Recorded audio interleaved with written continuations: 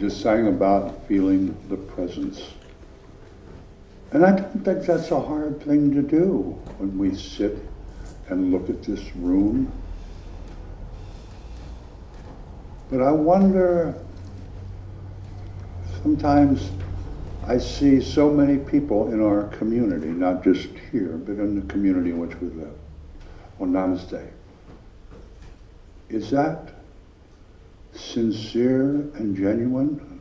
Are they truly feeling that Christ consciousness in you?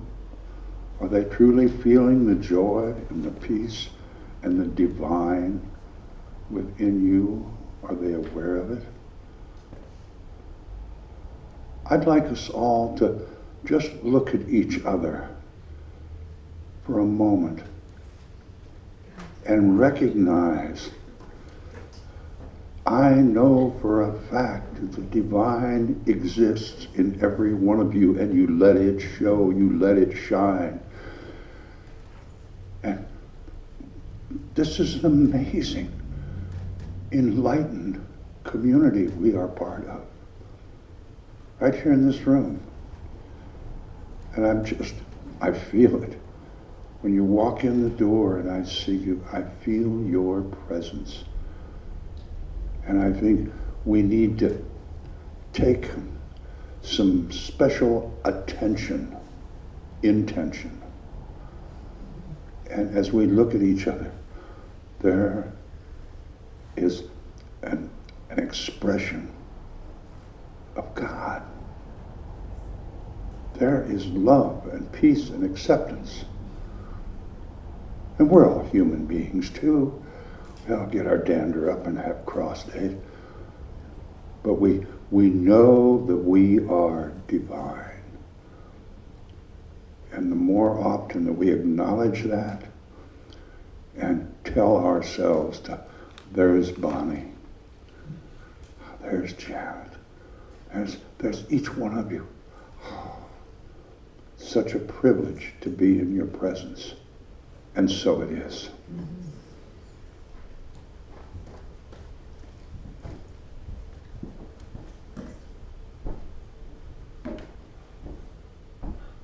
Thanks, Pat. That was lovely for all of us.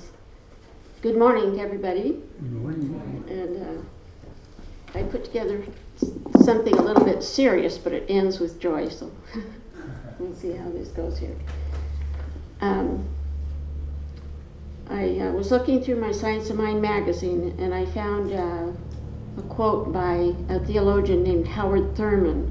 He was an African-American theologian who was helped to guide Martin Luther King through the years. He's no longer with us, but he was with the church in San Francisco for many years. And in a book called The Creative Encounter, he wrote, "There is a world within us, where for us the great issues of our lives are determined." He emphasized that we all have a secret inner life where we communicate with the field of all potential. I thought I'd never heard that term before. The field of all potential, or some might say the divine or spirit.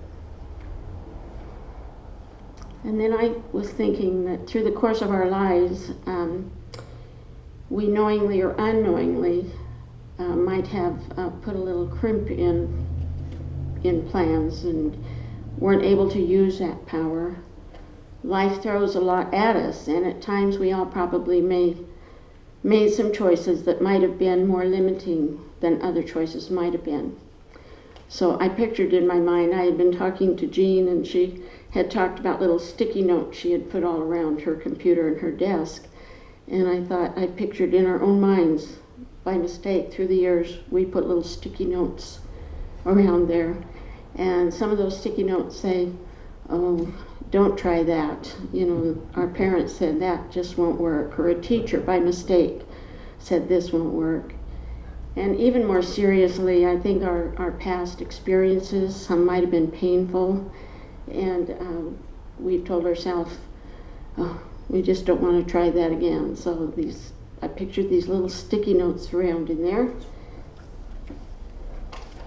So, reminders that we are spiritual beings and only need to recognize and dissolve these entrenched messages can be our friendly method and tool to clear them. At the level of spirit, we are limitless and we are free to express ourselves. And I remembered the book, As a Man Thinketh. I had the wrong author in mind. It's by James Allen. And he states, "A man is mind, and evermore he takes the tool of thought, and shaping what he will, brings forth 1,000 joys, 1,000 ills." So I wish us all 1,000 joys. Janet, thank you very much. Well, good morning. Last week we wished Janet a happy birthday and we had cake and everything yesterday. And yesterday was Nancy's birthday. Nancy Thush, happy birthday. Maybe we'll sing her happy birthday if she comes to coffee afterwards. There's some great news. First, I gotta say thank you to a couple people. Ward Johnson is up in Lakeport right now, running the computers and the cameras and everything. It's amazing. He figured out a way to do it all remotely. So, Ward, thank you very much. And I mentioned before, one Sunday, right before I started the service, Gloria came up and gave me this book. Oh, it's like a pot of gold. I love it. I love it. And one of the things, there was a quote in there that fit us perfectly. As we are a spiritual community, we don't have a denomination. However, we do accept all denominations. But some of our favorites are 20s, 50s, and 100s. Thank you, Gloria.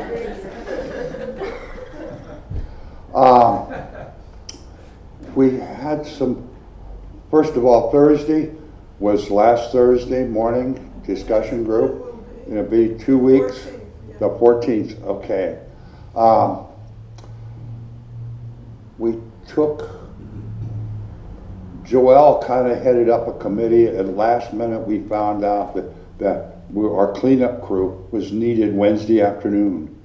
So Janet and Gloria and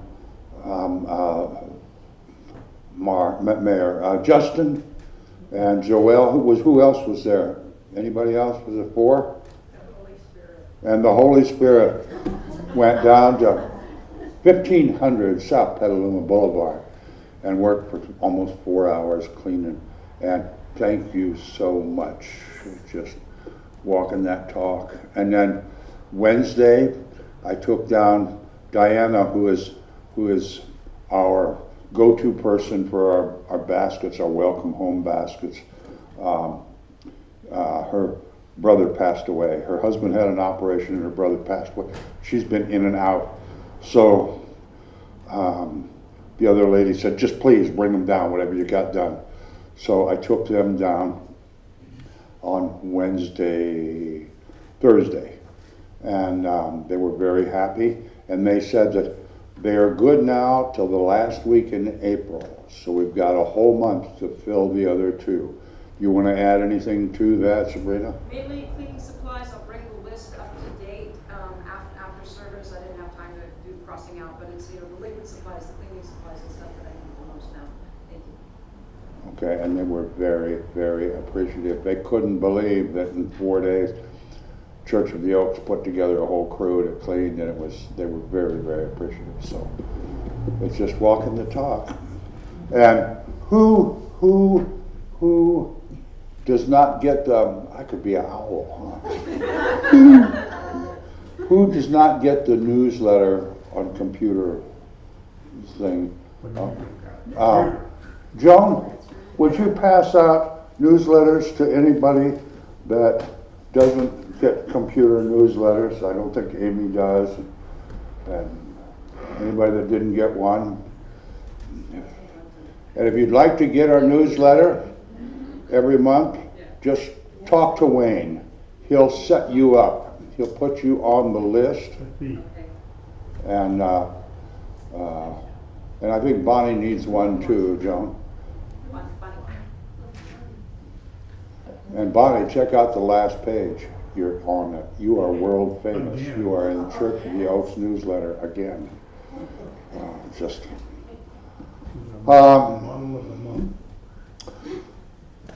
Potluck is going to be on the 24th, and the community cabaret at the Oaks, a free cabaret, will be the 30th, Saturday the 30th, from 5 till 7. And if we can get a couple volunteers to show up either earlier on the day, Saturday, like Saturday morning or something like that, or about an hour and 15 minutes before 5, like 3:45, 3:30, to set up tables and chairs and get set up for us. That would be wonderful. And that we're really, the Chamber of Commerce went to the Facebook page for the Bluebirds, and they put an ad for us in their bi-weekly email blast. So we'll be there again shortly. So any other announcements? Oh, I have one. We've had recovery groups, 12-step groups, in our hall on this property for 22 years. It started off with a 6 p.m. Sunday evening NA group. A guy by the name of John Lucchese, I think is his name. He approached me and said, could we do that? I said, yeah. We've had as many as 21 groups every week. We're not quite to 21 right now. But there's all kinds. There's AA, NA, Al-Anon, Adult Children of Alcoholics, Refuge Recovery, which is kind of a Buddhist philosophy recovery program. And a little while ago, I gave a young man a key, and starting Monday evenings at 7 p.m., we're going to have what they call Life Ring. And that's a non-denominational, it's different than 12-step, but it can be a partnering thing or individual thing for people who don't particularly care for some of the refuge recovery or 12-step programs, some of the philosophies, just different. And I'm so happy that we have this diversity in what we can offer to our community in the capacity of recovery and maintaining sobriety. And I'm just tickled to death. So that's just one more thing we're doing. So any other announcements? Yes. I just want to thank whoever cleaned the little candle holders. I have a feeling they're in this room somewhere. Thank you. They're pretty, don't they? There's like so obviously noticeable from here, so thank you very much. 'Cause that is a thing. That is amazing, isn't it? I've never worried about the candles because that's not my job. And it's just. And the flowers too are stunning. I was telling Janet this morning, one time, Kelly and Harriet Oyer were doing special decoration in the front, and they put long tapers, long candles. They set them right up here. And I got up to give my mini message. We used to have another podium there. And I got up to give the mini message, and I looked over, and there was smoke coming from this little burnt spot right here. The candles were setting it on fire. So we got a little more conscientious about where we burn. I remember that. You remember that? Yeah, Bonnie remembers that.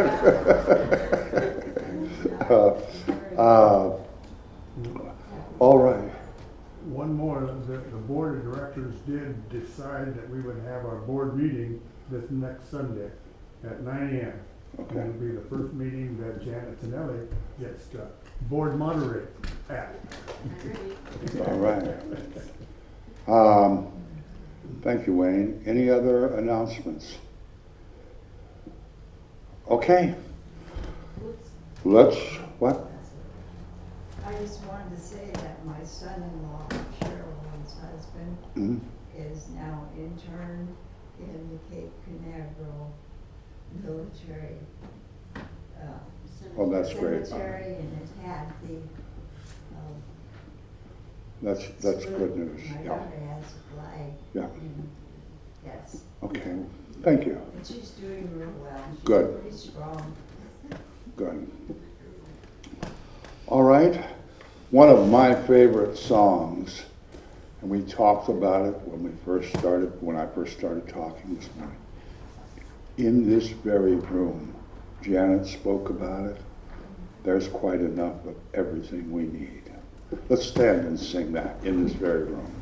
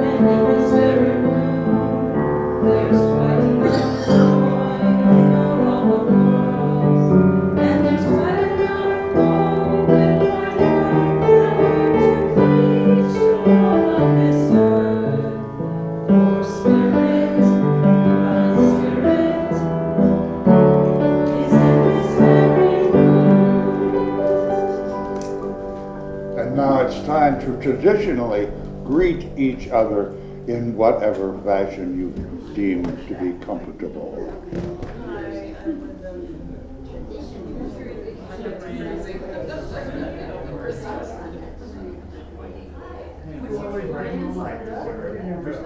No, it's just been a couple of years, yeah, I'm retired now, so this is like,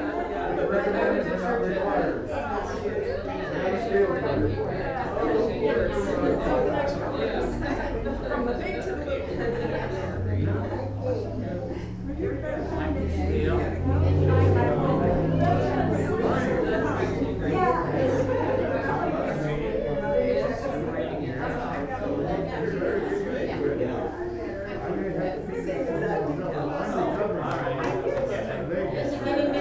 I'm not ready for that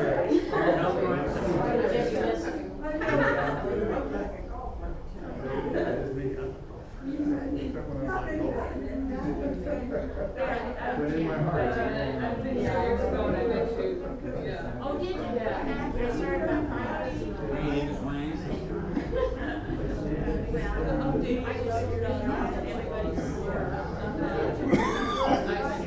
I have, but it's been, you know, a few years, yeah. I always remember Bonnie's name because that was my mom's name. It's really well. Used to go to this little state meeting here on Wednesday nights. Got some of the edge there.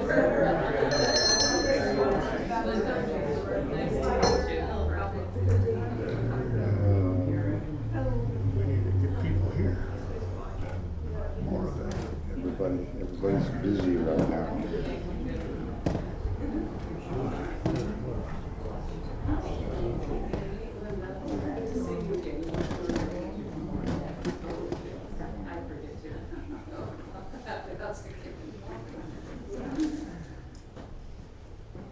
How about we all just take a nice deep breath? Breathe in all of the presence in this room. And then exhale whatever you don't need.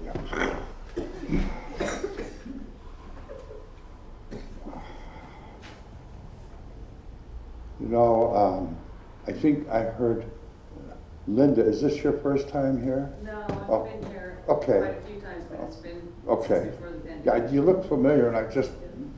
Yeah, we've talked. Anyway,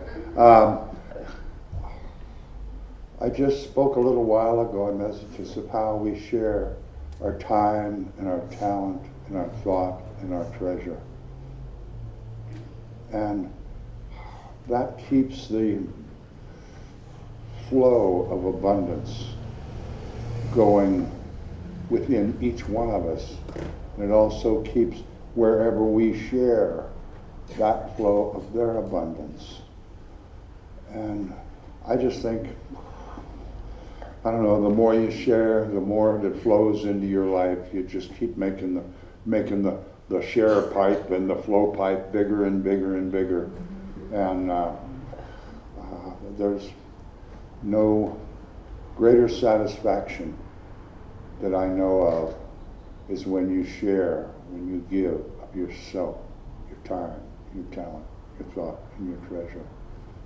I remember we used to have work days here, and people would come. I talk about Bill Eckert and what's your brother's name? Cecil Dixon. They used to mow the grass with a hand push mower, and every Saturday, year round.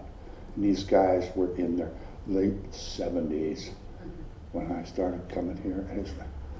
And at the end of the day, everybody that cut weeds and rake gravel and clean the steps and trim, and everybody would just sit around and smile, and that made their lives have purpose and satisfaction. And it's just that consciousness of abundance and prosperity. Let's read together the affirmation of abundance, may we? When we choose to give, if our gift is inspired by gratitude rather than obligation, we are manifesting the power of the divine and the spiritual principle of abundance. May we ponder that wisdom a moment, sir.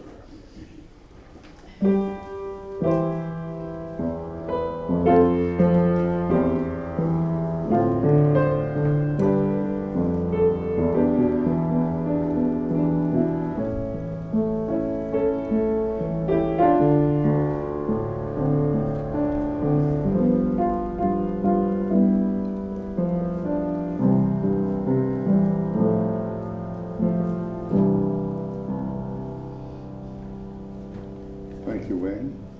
As we prepare ourselves for our time of practice, let's sing together in the stillness of the silence. 97 in the Wings of Song.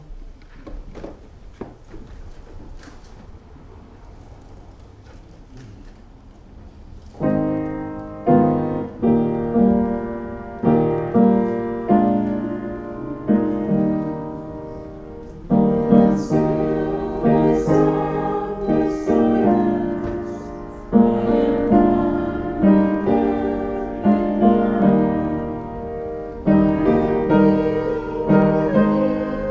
you.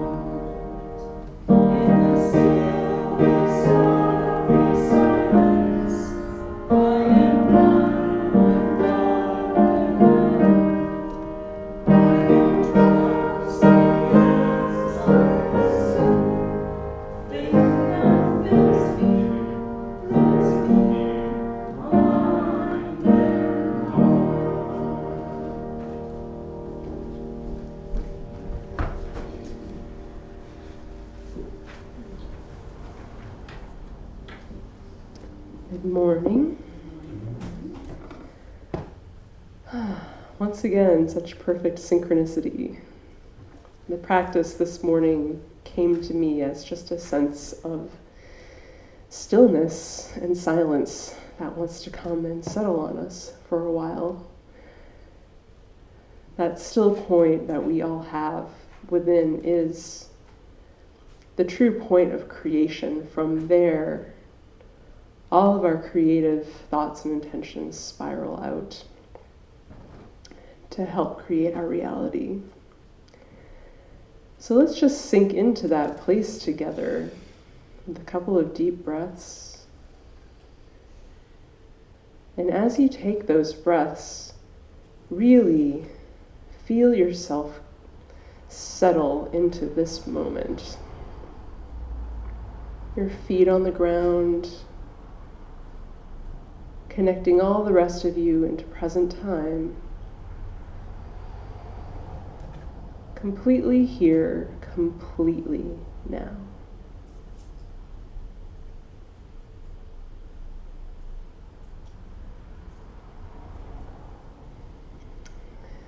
Notice now this beautiful pearly white light filling the room.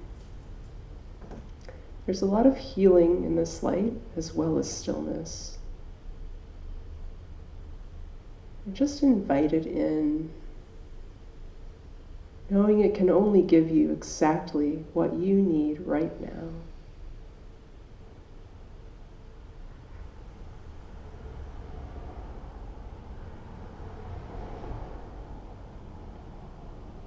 Just breathe that light in all the way to the bottom of your lungs and breathe it out.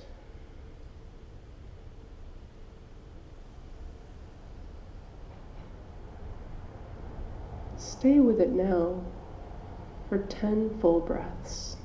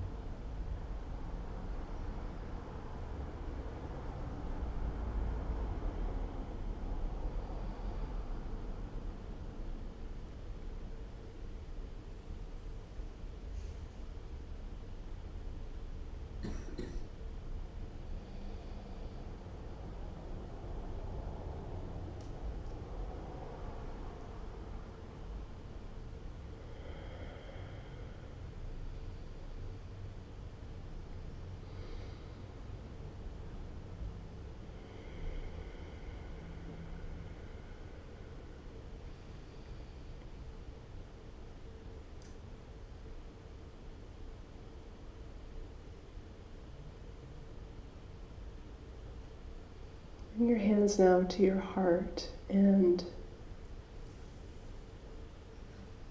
know from there the true meaning of the word namaste.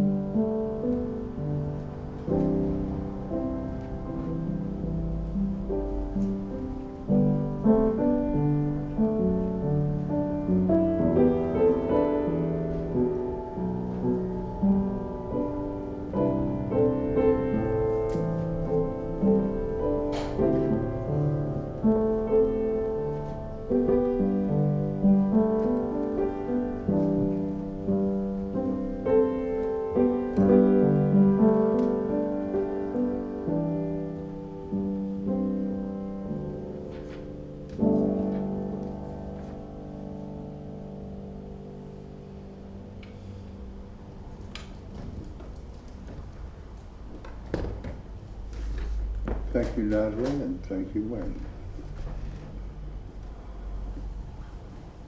Okay, I'm not going to read poetry today. Yeah.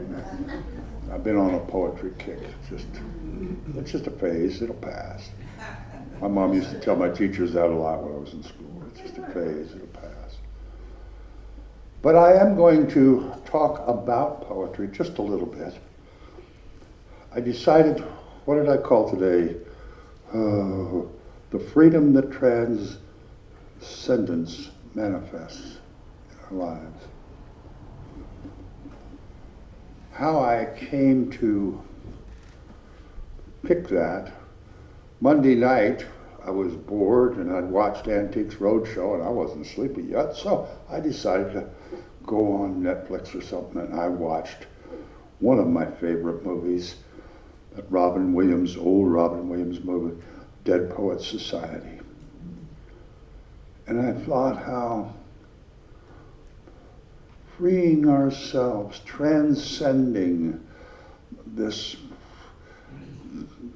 constant brain bashing that we get from society, and to be able to actually think for ourselves.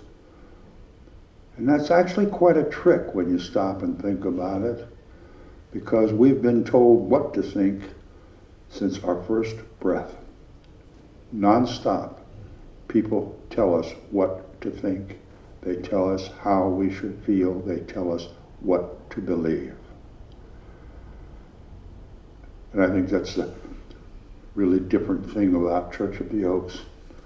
You think whatever you want. The important thing is you think, you believe whatever you want. But the important thing is to investigate that. Is that really what you believe, or is that what somebody else has told you to believe it? I am going to read a quote about poetry, because I was looking at quotes to go along with today's topic, and this one just stood out.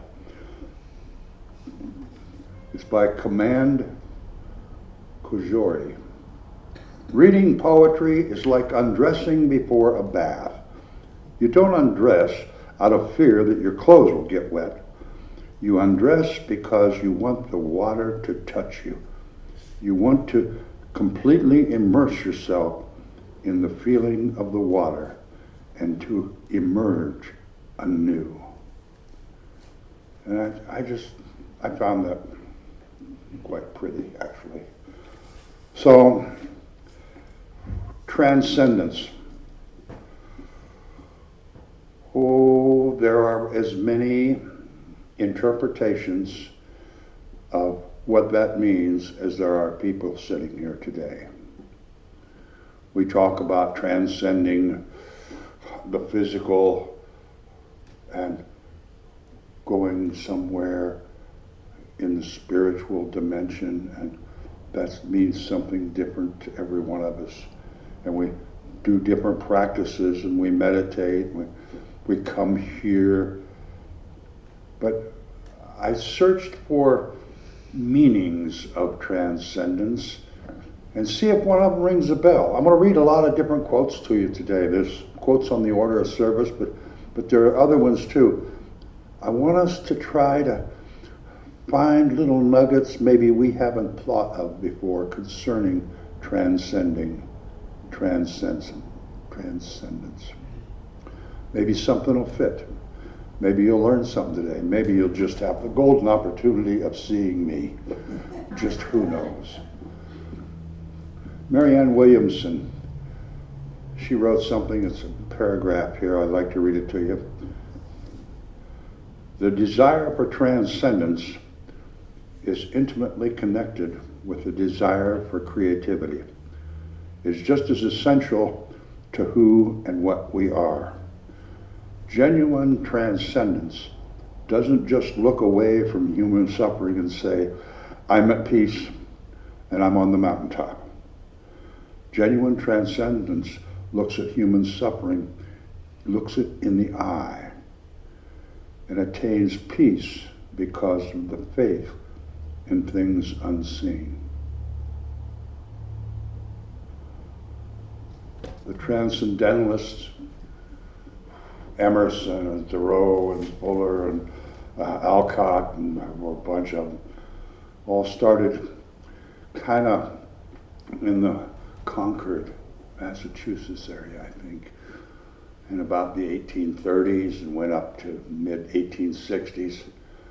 And somebody said that, I've got it written down here, it's kind of cool. Transcendence is just a little further, a little bit out of the way.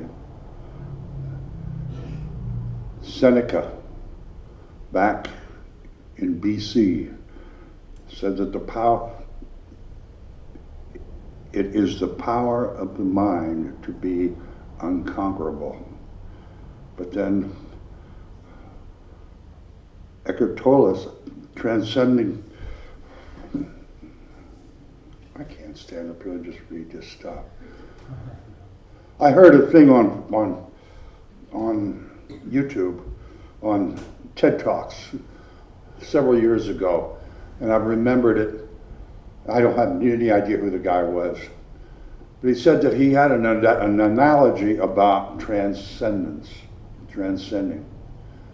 He said, in our day-to-day lives, we're like in a swamp, a quagmire of drama and disease and hatred and suffering and greed and all the stuff that we encounter in our day-to-day lives. He said his analogy of transcending is that we go to that quiet place, we shut down the outside world for a moment, and in this silence we climb a set of stairs and we transcend the swamp. And when we get to the top of the stairs, we find ourselves in a new and sacred dimension. And that dimension, when we look at ourselves, we don't have a single self-identity. We have an identity that is part of everything in spirit. The connection with the dimension of spirit, of the divine. And when we find ourselves in that place, and we have that awareness,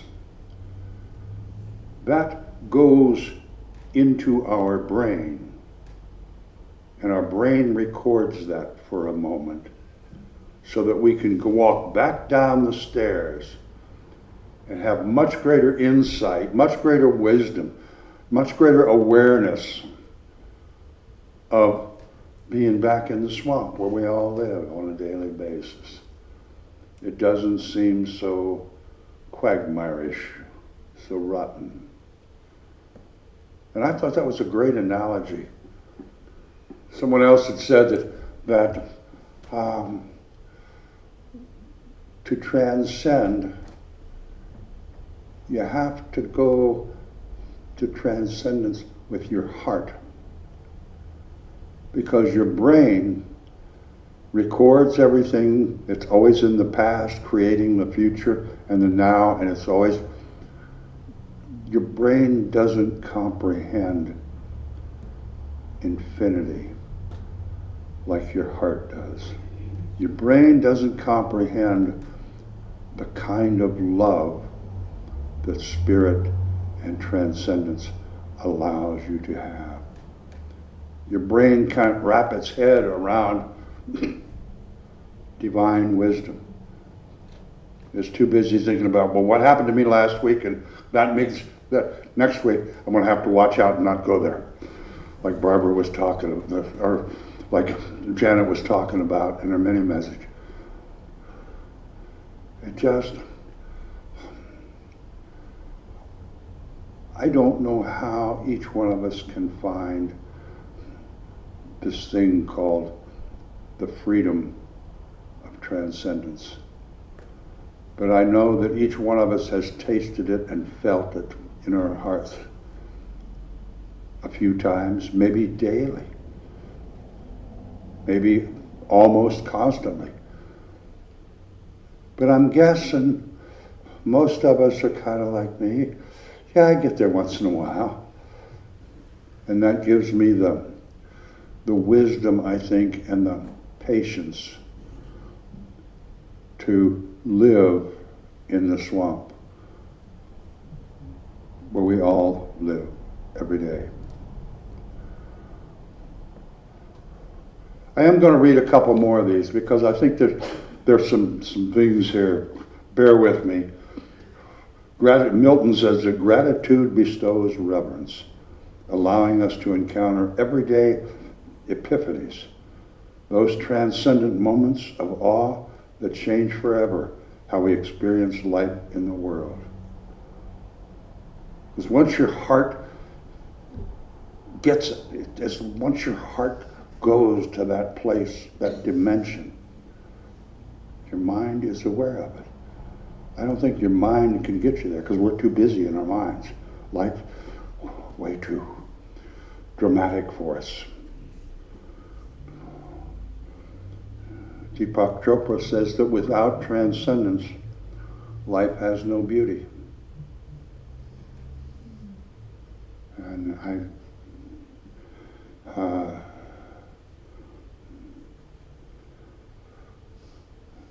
Rajneesh, he says, accept the responsibility of being yourself as you are, with all that is good and with all that is bad, with all that is beautiful and with all that is not beautiful. In that acceptance, a transcendence happens and you become free.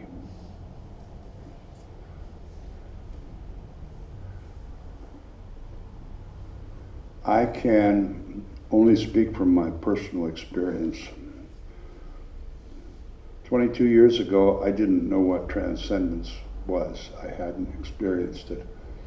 I was pretty much off church till I got married here. And I met Vivian. And my life has changed dramatically. Because for the first time in all the years that I have lived, I was able to experience that other dimension. I was actually able to feel spirit, the divine. And the more each one of us can go to that place, climb that set of steps out of the swamp, and just be filled up with wisdom and knowledge and awareness and love and compassion and empathy, then we can come back down and get back in the swamp and deal with all the drama and all the stuff that's going on in this world. Because there's nothing new going on. It's been going on ever since there were civilizations. We just hear about it. We've got newer technology that has more whistles and bells and toys with it, but it's the same stuff going on.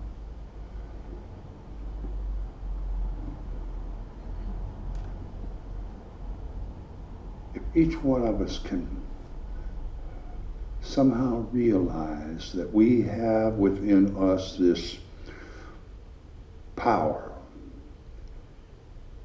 of the divine, and somehow, through whatever practice we choose, maybe it's yoga, maybe it's walking out amongst the trees, maybe Jean experiences that when she's trimming the flowers and pulling weeds. I'm sure she does. You become aware that you are a significant, breathing, speaking, feeling part of all of creation. You're here for a purpose. Every one of us is here for a purpose. And sometimes we never figure that out because we're too busy swatting flies and mosquitoes in the swamp. But if we can climb those steps, go a little bit further away from the day-to-day, we may have that experience of realization that we are free to think We are free to share ourselves in whatever way we choose. We are free to participate and work at whatever our purpose is. And we are actually free to figure out what that purpose is.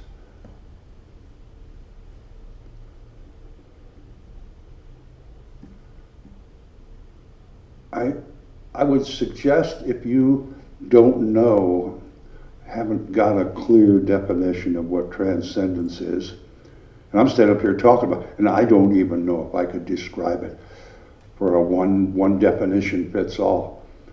I think that's impossible. But just Google transcendence and watch some things. Check out quotes about transcendence. That's what I did. I got stuff on both sides. And you learn a little bit. And you might read something that turns on the light. All I know for sure is that once we figure out a way that we can transcend the swamp regularly, our lives are way more better. Way more better. And we realize and we know what true freedom is. And we can manifest that freedom whenever we choose. Let's stand up and sing, I am free, I am unlimited, because that is the truth.